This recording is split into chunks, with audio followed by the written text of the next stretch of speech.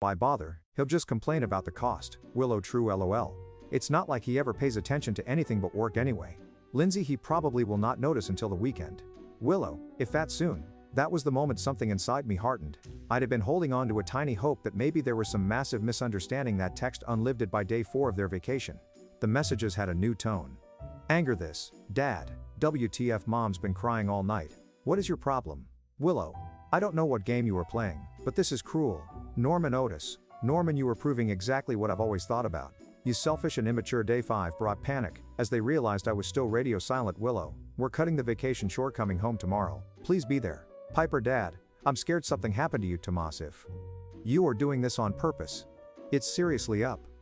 I still didn't respond, but I did start making preparations for their return. Moved Willow's clothes and personal items to the guest room, changed the Wi-Fi password, installed a passcode lock on my computer. Small things that sent a message. You can't pretend nothing happened that night. I received a particularly revealing voice message from Piper.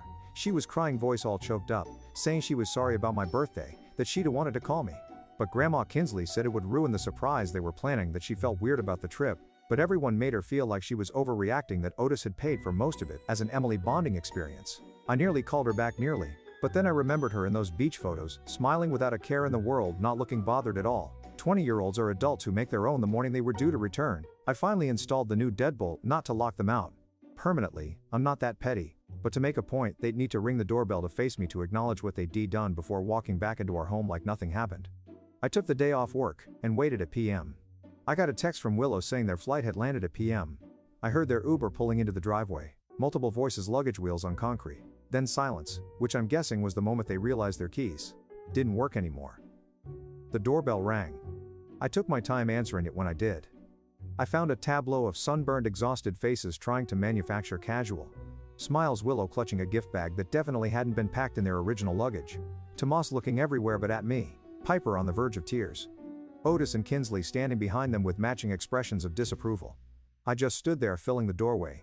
Silent. Willow tried. First started with how worried they'd been, how they'd called hospitals, how they'd cut their trip short because they were so concerned, then pivoted to how the trip had been planned as a pre-birthday celebration.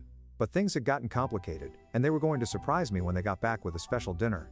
I didn't say a word, just pulled out my phone, opened Instagram and held up the screen with Tomas's post. He will not even notice we have gone. LOL. The silence that followed was something special. Tomas stared at his shoes. Piper started actually crying. Willow tried to grab my phone, which I easily moved away. Odd stepped forward, saying, "This